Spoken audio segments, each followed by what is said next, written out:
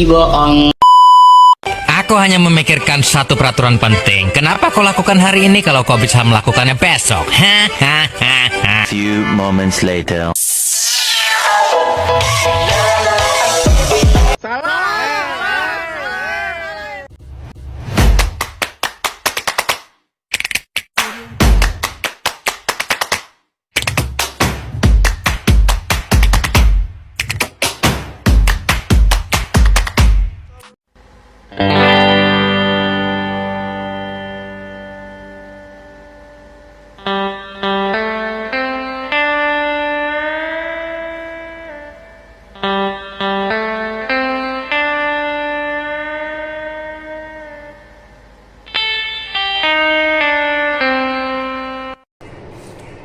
Assalamualaikum warahmatullahi wabarakatuh. Perkenalkan, nama saya Ina Abdillah, NIM 2303 025 0108, kelas PKOE. Baik, saya akan membawakan tentang teori humanistik. Apa itu teori humanistik? Suatu teori yang tertuju pada masalah bagaimana tiap individu dipengaruhi dan dibimbing oleh maksud-maksud pribadi yang mereka hubungkan kepada pengalaman-pengalaman mereka sendiri. Teori ini tidak lepas dari pendidikan yang berfokus pada bagaimana menghasilkan sesuatu yang efektif, bagaimana belajar yang bisa meningkatkan kreativitas dan memanfaatkan potensi yang ada pada seseorang. Ada beberapa tokoh-tokoh teori humanistik, yaitu pertama Arthur Wade Combs, kedua Carl Rogers, ketiga Abraham Maslow, yaitu ketiga tokoh-tokoh tentang teori humanistik.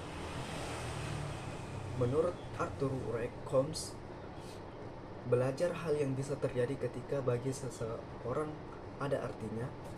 Guru tidak bisa memaksa seorang untuk mempelajari hal yang tidak disukai atau dianggap tidak relevan.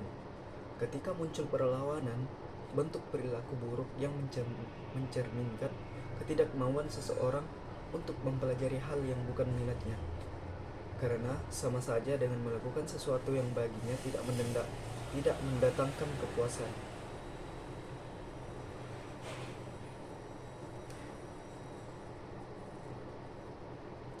Menurut Abraham Maslow, proses untuk mengerti dan memahami siapa diri kita sendiri, bagaimana menjadi diri sendiri, sampai potensi apa yang ada pada diri kita untuk kita kembangkan ke arah tertentu, proses yang dilaluinya untuk mengaktualisasikan dirinya. Menurut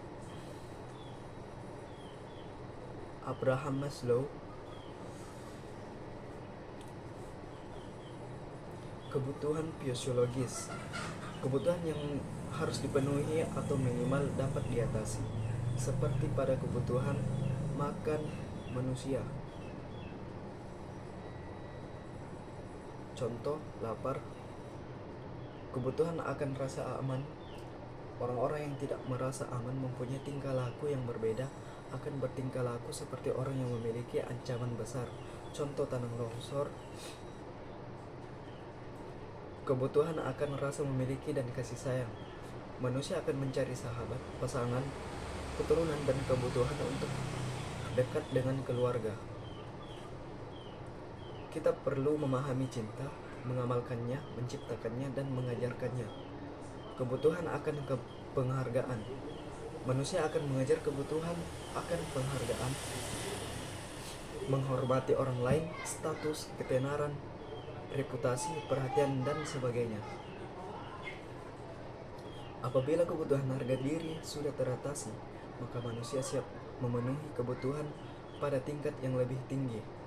Kebutuhan akan aktualisasi diri. Kebutuhan yang paling tinggi, kebutuhan ini melibatkan keinginan yang terus-menerus untuk mencapai potensi.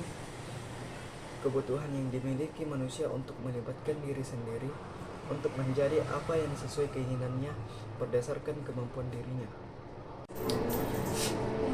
Menurut Carl Rogers, ada dua ciri belajar.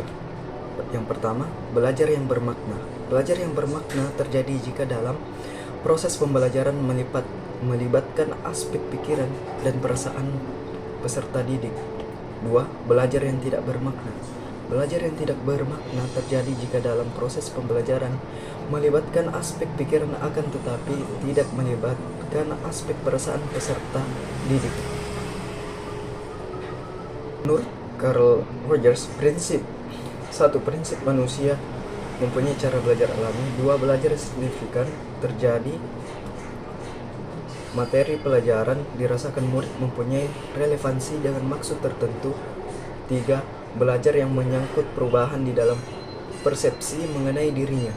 4. Tugas belajar yang mengancam diri akan lebih mudah dirasakan bila ancaman itu kecil. 5. Bila ancaman itu rendah, terdapat pengalaman siswa dalam memperoleh cara. 6. Belajar yang bermakna jika siswa melakukannya. 7. Belajar lancar, siswa dilibatkan dalam proses belajar. 8. Belajar yang melibatkan siswanya seutuhnya, memberikan hasil yang mendalam. 9. Kepercayaan pada diri pada siswa ditumbuhkan dengan membiasakan untuk mawas diri. 10. Belajar sosial adalah belajar mengenai proses belajar. Implikasi guru fasilitator.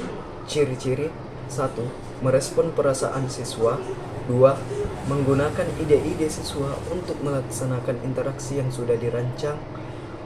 3. Berdialog dan berdiskusi dengan siswa. 4. Menghargai siswa. 5. Kesesuaian antara perilaku dan perbuatan. 6.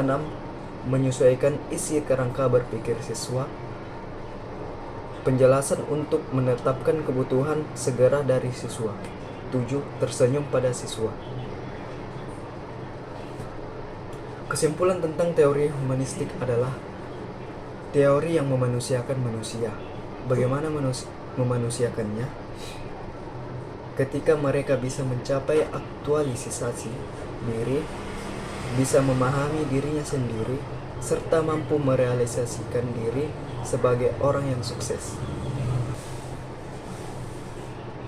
Ada sesuatu kelebihan dari teori humanistik, yaitu A. Selalu mengedepankan akan hal-hal yang bernuansa demokratis, partisipatif, dialogis, dan humanis.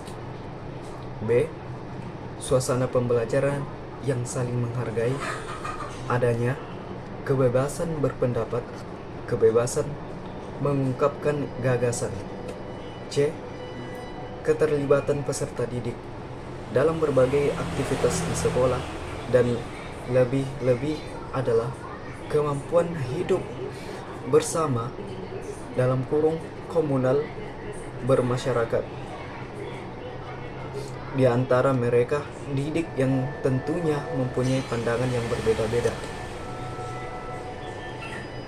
Dan ada juga kelemahan dari teori humanistik. A. Teori humanistik tidak bisa diuji dengan mudah. B. Banyak konsep dalam psikologi humanistik, seperti misalnya yang orang telah berhasil mengaktualisasikan dirinya, ini masih buram dan subjektif. C. Psikologi humanistik mengalami pembiasaan terhadap nilai individualistis. Kelebihan teori humanistik: 1. Mengedepankan demokratis, partisipatif, dialogis, dan humanis. Kelebihan pertama yang dapat diperoleh dari ilmu psikologi humanistis adalah prinsipnya yang selalu mengedepankan sifat-sifat dan aturan yang berkaitan dengan demokratis, partisipatif, dialogis, dan humanis, sehingga sangat mengesankan menghargai seseorang dengan baik. 2. Suasana yang saling menghargai. Kelebihan selanjutnya dari teori pembelajaran humanistik adalah dapat membuat suasana jadi semakin menghargai satu sama lain, munculnya kebebasan untuk berpendapat tanpa dibatasi, dan kebebasan mengungkapkan batasan.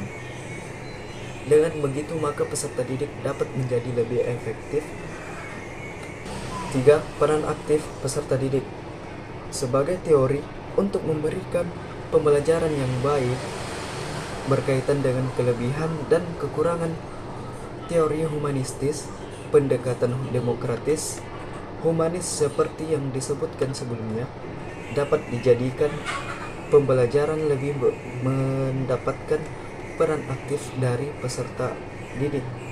Selain peran aktif antar individu, juga dapat hidup bersama meskipun memiliki berbagai macam pertimbangan masing-masing yang memicu perbedaan. Berikut kekurangan teori humanistik. 1. Pengujian yang tidak mudah. Kekurangan atau kelemahan yang pertama dalam teori belajar humanistik untuk mempelajari ilmu psikologi adalah pengujiannya yang dirasa tidak mudah atau dapat dikatakan cukup sulit. Bahkan kerap kali ditemukan kecurangan-kecurangan yang menjadi sebuah tradisi. 2. Beberapa konsepnya masih buram dan subjektif. Hal lainnya yang juga menjadi salah satu kekurangan dari teori humanistik dalam pembelajaran ilmu psikologis adalah adanya beberapa konsep yang masih dikatakan buram dan subjektif, karena guru tidak dapat memberikan informasi yang jelas. Konsep yang masih buram tersebut dapat menjadi penghambat pembelajaran. 3. Kreativitas yang sering disalahgunakan. Kelemahan lain dari teori humanistik atau kreativitas yang semakin bebas dan tanpa batas kerap kali sering disalahgunakan untuk tujuan yang tidak sesuai dengan arah pendidikan. Kondisi ini terjadi ketika ada individu yang tidak bertanggung jawab di tengah kelompok. 4. Pemikiran yang tidak terpusat. Pembelajaran teori humanistik dapat menyebabkan adanya pemikiran yang tidak terpusat pada pokok permasalahan karena tiap individu diberikan kebebasan untuk dapat menggali potensinya masing-masing untuk menjawab persoalan yang diberikan. Itulah penjelasan mengenai salah satu teori belajar dalam psikologis yang dapat diterapkan di dunia pendidikan. Dengan memahami setiap kelebihan dan kekurangan yang dijelaskan di atas, maka ada pertimbangan cara untuk mendapatkan kelebihan yang ada serta upaya dalam mengurangi kekurangan yang tidak bermanfaat. Baik, itulah materi tentang teori humanistik yang saya bawakan.